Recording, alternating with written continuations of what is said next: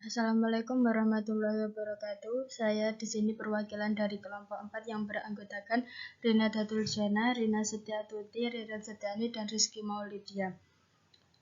Di sini saya akan mempresentasikan dengan judul Tahapan Perkembangan Individu pada Masa Remaja.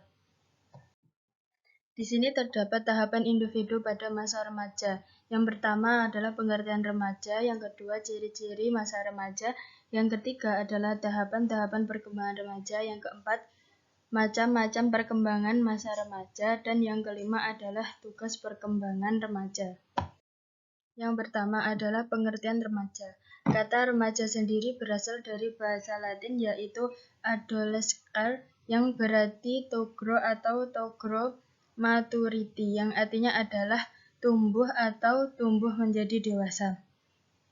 Menurut teori Piaget, secara psikologi, masa remaja adalah usia di mana individu berintegrasi dengan masyarakat dewasa.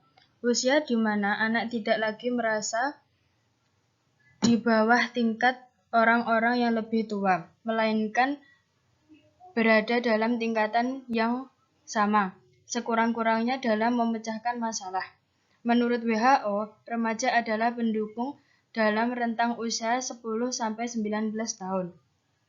Dan menurut Peraturan Materi Kesehatan RI nomor 25 tahun 2014, remaja adalah penduduk dalam rentang usia 10-18 tahun dan menurut Badan Kependudukan dan Keluarga Berencana atau BKKBN, rentan usia remaja adalah 10-24 tahun dan belum menikah. Yang kedua adalah ciri-ciri masa remaja. Di sini ada banyak, yaitu masa remaja sebagai periode yang penting. Yang kedua, masa remaja sebagai periode peralihan. Yang ketiga adalah masa remaja sebagai periode perubahan. Yang keempat adalah masa remaja sebagai usaha bermasalah. Dan kelima, masa remaja sebagai masa mencari identitas. Yang keenam, masa remaja sebagai usia yang menimbulkan ketakutan. Yang ketujuh, masa remaja sebagai masa yang tidak realitas. Yang kedelapan, masa remaja sebagai ambang dewasa. Di sini akan dijelaskan satu persatu. Yang pertama adalah masa remaja sebagai periode yang penting. Pada masa tersebut sangatlah penting disebabkan yang langsung terdapat sikap dan perilaku remaja. Dan ada lagi yang penting karena akibat-akibat jangka panjangnya. Yang kedua, masa remaja sebagai periode peralihan. Pada masa itu memiliki status yang tidak jelas dan terdapat keraguan akan peran yang dilakukan. Disebabkan pada masa ini mereka bukan anak-anak lagi, tetapi juga bukan orang dewasa, sehingga pada masa remaja memiliki status yang tidak jelas dan mereka melakukan gaya hidupnya sesuai dengan dirinya sendiri. Yang ketiga, masa remaja sebagai periode perubahan. Pada masa itu ada 5 perubahan yang sama dan hampir bersifat universal pada setiap remaja. Yang pertama, meningginya emosi yang bergantung pada tingkat perubahan fisik dan spesifik yang terjadi. Yang kedua, perubahan tubuh di dalam aspek perkembangan. Dan yang ketiga, perubahan minat dan peran. Yang keempat, dengan berubah minat dan pola perilaku yang mengakibatkan nilai-nilai juga berubah. Apa yang ada masa kanak-kanak dianggap penting, sekarang sudah tidak penting lagi baginya. Contohnya, dalam memiliki teman sudah tidak penting lagi aspek kuantitas, tapi lebih pada aspek kualitas. Dan yang keempat, masa remaja sebagai usia bermasalah. Pada masa ini muncul banyak sekali masalah yang sulit dihadapi oleh remaja. Terdapat 2 alasan bagi kesulitan itu. Pertama, sepanjang masa kanak-kanak bergantung pada orang tua dan guru dalam menyelesaikan masalah, sehingga kebanyakan remaja tidak berpengalaman dalam mengatasi masalah. Kedua, para remaja merasa diri mandiri, menolak bantuan orang tua dan guru-guru, tetapi minimnya pengalaman menjadi penyelesaian seringkali tidak sesuai harapan. Yang kelima, masa remaja sebagai masa mencari identitas. Pada masa ini pula, mereka mulai beradaptasi dengan lingkungan sekitar dan mulai mencari tentang identitas dirinya. Identitas diri yang dicari remaja berupa usaha untuk menjelaskan siapa dirinya, apa perannya dalam masyarakat, apakah ia seorang anak ataukah orang dewasa, apakah nantinya ia dapat menjadi seorang ayah atau ibu, apakah ia menjadi percaya diri dan secara keseluruhan apakah ia akan berhasil atau gagal. Jadi remaja mulai memikirkan masa depannya masing-masing. Yang keenam, masa remaja sebagai usia yang menimbulkan ketakutan. Pada masa ini mereka mulai takut untuk melangkah untuk mengambil sebuah tindakan atau tanggung jawab sehingga bimbingan dan pengawasan orang tua di sini sangatlah penting. Yang ketujuh, masa remaja sebagai masa yang tidak realitas. Pada masa ini remaja melihat dirinya sendiri dan membandingkan dengan orang lain, bukan sebagai adanya terlebih dalam hal cita-cita.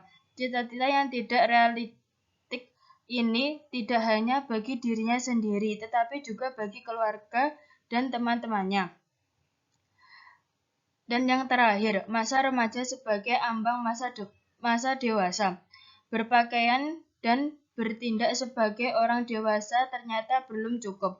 Oleh karena itu, remaja mulai memutuskan diri pada perilaku yang dihubungkan dengan status dewasa, yaitu merokok, minum minuman keras, menggunung narkoba, dan terlibat dalam perubahan seks. Disinilah diperlakukan peran orang tua dalam mendidik remaja agar tidak salah dalam mengambil.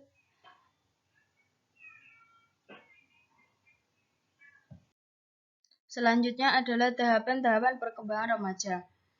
Yang pertama, pra-remaja itu adalah usia 11 atau 12 sampai 13 ataupun 14 tahun.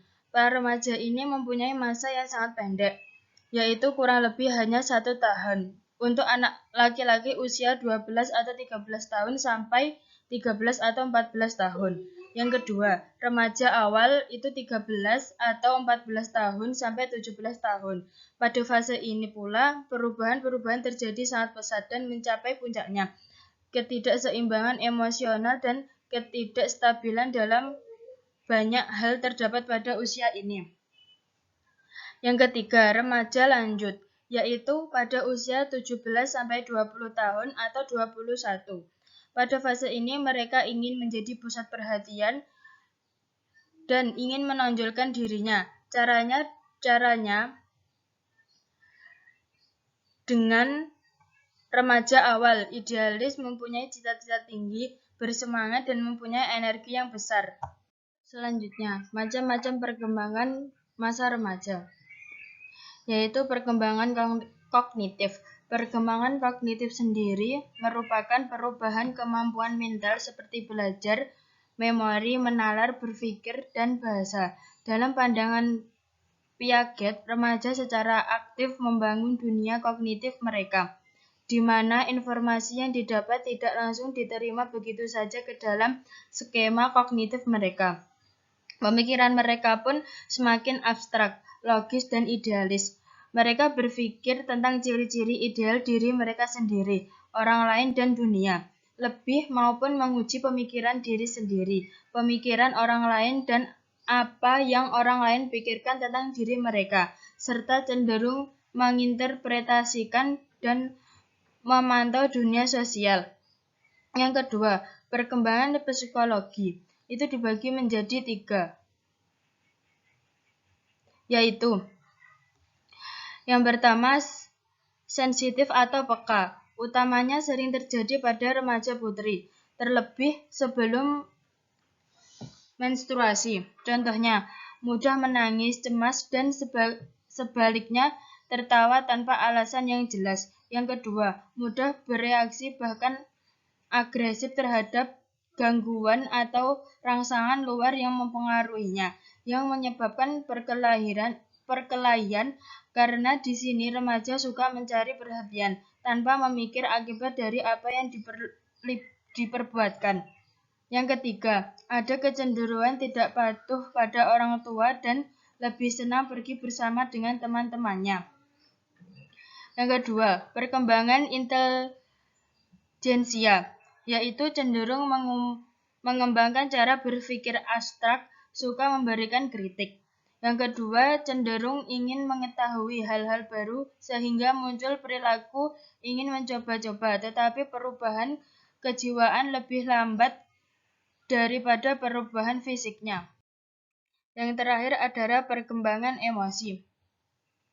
Pada perkembangan emosi remaja, sangatlah tergantung pada tingkat fluktuasi emosi yang ada pada individu tersebut. Misalnya, dalam kehidupan sehari-hari sering kita lihat beberapa tingkah laku emosional, misalnya agresif, rasa takut yang berlebihan, sikap apatis, dan tingkah laku menyakitkan diri, seperti melukai diri sendiri dan memukul kepala sendiri. Dan subbab yang terakhir adalah tugas-tugas perkembangan remaja. Menurut William Kay, sebagaimana dikutip dari Yudrik Jaja, mengemukakan tugas-tugas perkembangan masa remaja itu sebagai berikut.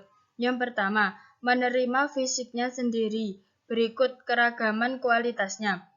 Yang kedua, mencapai kemandirian emosional dari orang tua atau figur-figur yang mempunyai otoritas. Yang ketiga, mengembangkan keterampilan komunikasi interpersonal dan bergaul dengan teman sebayanya, baik secara individu maupun kelompok. Yang keempat, menemukan manusia model yang dijadikan identitas pribadinya. Yang kelima, menerima dirinya sendiri dan memiliki kepercayaan terhadap kemampuannya sendiri. Yang keenam, memperkuat sleep control atau kemampuan mengendalikan diri. Yang ketujuh, mampu meninggalkan reaksi dan penyesuaian diri atau sikap perilaku kekanak-kanakan terhadap orang lain. Sekian presentasi dari kelompok 4. Wassalamualaikum warahmatullahi wabarakatuh.